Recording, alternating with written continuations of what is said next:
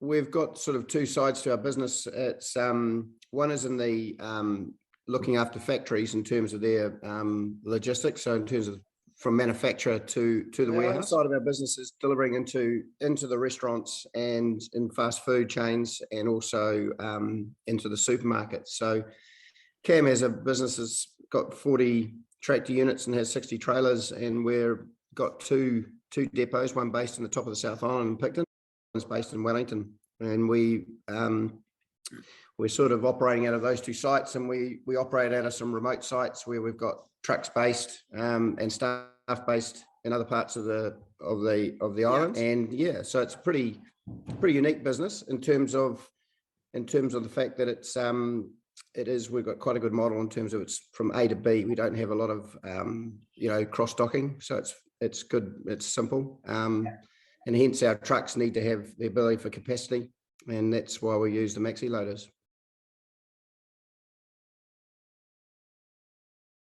Through MaxiTrans, actually, they put us on to them. They gave us two options around a system, and they're the ones that introduced us first. And so we now put them into whoever the manufacturer is. The beauty is you can have them retrofitted. So that's what we do. So if we don't necessarily buy our trailers from MaxiTrans, but if we buy them from Fairfax or buy them from Fruoff, we can put the maxi loader system into those trailers. So it's an added extra, but it's something that that companies will look at depending on what their operation is. They're a great system because we've got the ability to move their frozen product, which is heavy, back into Carterton, and then we take their finished product back into Tremaine Avenue for distribution. Allows us to put 50 plus pallets into a unit with the loading system. So we don't have dockways in Carterton. So if you don't have dockways to load, the maxi loading system is great.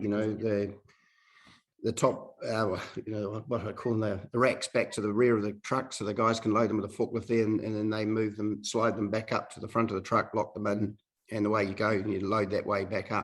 It's a bit slower than dockway loading, but it is, not everyone has a dockway. So when you're unloading the truck, it's another efficient way of doing it when you don't have forklifts or you don't have as I say, but when you're operating like we are in regional areas where there is no dockways, it's a great system. And it's an efficient system too for line haul. If you want to, maximize the unit, that's what it's about, I suppose. It's providing you don't wait out. If it's fairly light freight.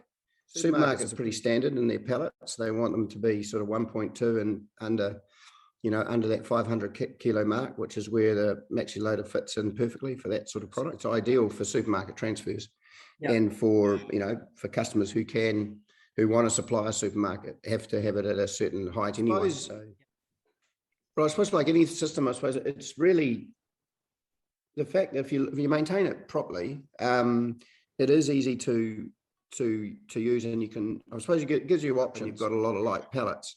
You can use the system. You can use it to your advantage if you're out and about. It is mainly for capacity, for the best. When we talk about capacity, we're talking about the amount of dollars you can make out of a unit. The more you can fit in, the more you're going to get paid, and of course, the more profitable that run will be. Or the best. We're all about not running empty, I suppose, and getting the full maximizing those units. So when you do go, you're full benefit, and to maximize it, I suppose that's what you're investing in it. So you invest in the system. So if you're spending $20,000+ on it, you're saying over the course of 8 years, that's going to pay us back based on the number of extra pallets we're going to fit in that truck. And it just gives you that flexibility.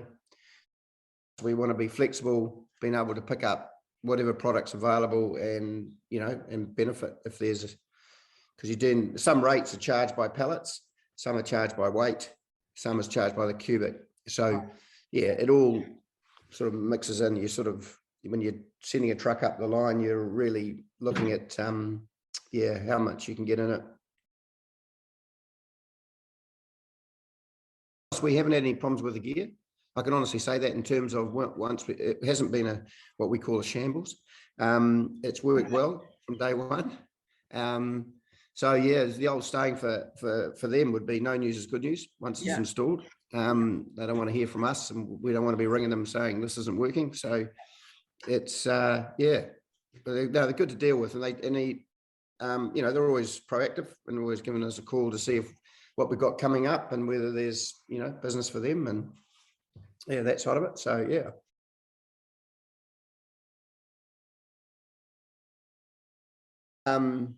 I suppose to a small degree, we're running European trucks, so their fuel economy is the best. We use Scania, and our trucks, sort of our age of our fleets, we're now 2015 onwards, and you're continuously replacing them in order. And we obviously run now an additive which reduces the emissions and would add blue. So those are the things that we're working through. We run a cool store as well. So we're looking at, we've had to change gases and do a few things like that. Yeah, so it's a big thing. McDonald's, of course, our customer is quite, with a lot of our clients, actually, we have King Salmon. We do, for a lot of our businesses, they're all looking for ways where there's a good story, less damage to the roads, all that sort of stuff. So it's a constant thing. It's not always as easy as everyone thinks it is, but it's certainly, foremost in a lot of companies' minds and ours as well.